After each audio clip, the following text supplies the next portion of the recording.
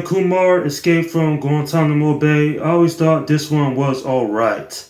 I personally believe this is the weakest in the trilogy, but at least it is still entertaining even after all these years, and it's quite funny as well.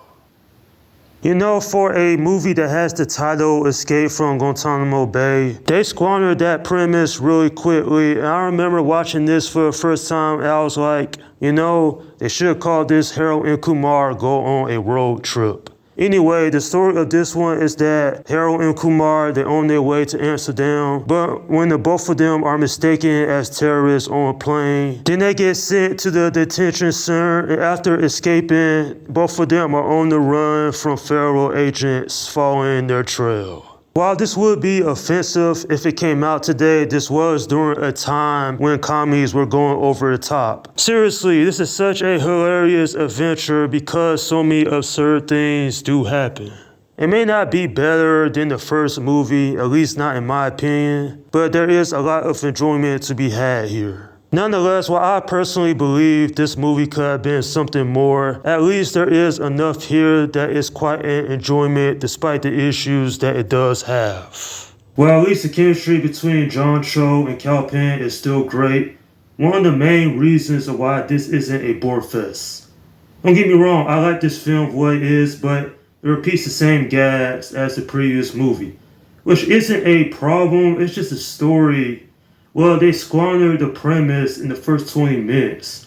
What this film should have been is Harold and Kumar actually trying to escape Guantanamo Bay, like for the majority of it. That way, it would stay true to the title. But no, they go on a cross-country road trip just to get to Texas. Now, a character that I thought was hysterical was Ron Fox. Rob Corddry, he did such a great job portraying this character. He's so racist, up to a point where he literally takes out a great can of soda and saying, "You gonna tell me where they are?" I mean, that part is absurd. No way would it been in a movie today, but man, this film, it was a product of his time. I found it interesting that Kumar had love interest Vanessa, Denise Harris. She did a good job. She's not in the film all that much, but provides some backstory of why Kumar the way he is, because she had corrupted him a little bit in that flashback scene, which I had liked. It's a nice touch. I always thought it added to the story a little bit, but man, this film, it does have some issues. Like, it doesn't do anything really new or exciting here, and I'm guessing that's not really the point. I mean, this is a comedic trilogy, but I would have liked if this movie had dived into Kumar's backstory just a little bit more. Rosenberg and Goldstein, you take these two characters out of the film, it stays largely the same. Kind of makes me wonder why they was here in the first place. I mean, even in the first installment, they had a reason to be there. But here, it kind of felt like they really had nothing else to do. But man, Neil Patrick Harris coming back to portray a fictionalized version of himself definitely caught me gold here. He has more to do compared to his involvement in the first movie.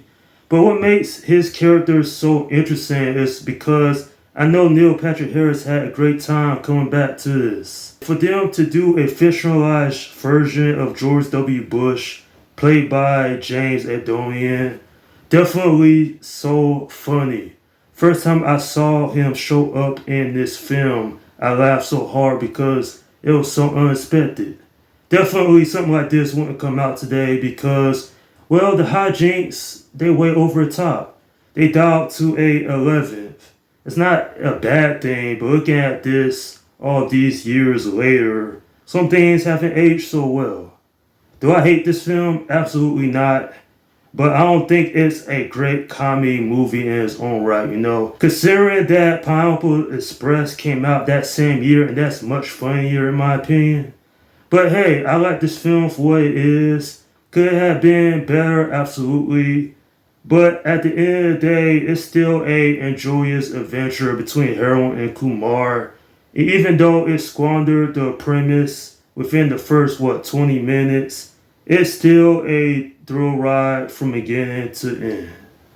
I'm giving this film a 6 out of 10. Now, as far as the soundtrack is concerned, it's alright, but personally, the music in the previous movie sounded better in my opinion. With that being said though, there are some memorable moments, some interesting characters, and at least the story isn't terrible. Still, despite not being one of the best comedy movies I have seen over the years, there are some enjoyable moments to make it worthwhile in the long run. And that's my review of Harold and Kumar Escape from Guantanamo Bay. Alright, leave your comments down below in the section and let me know what you think about this movie. Okay, this is Slim Guy 172 saying peace out.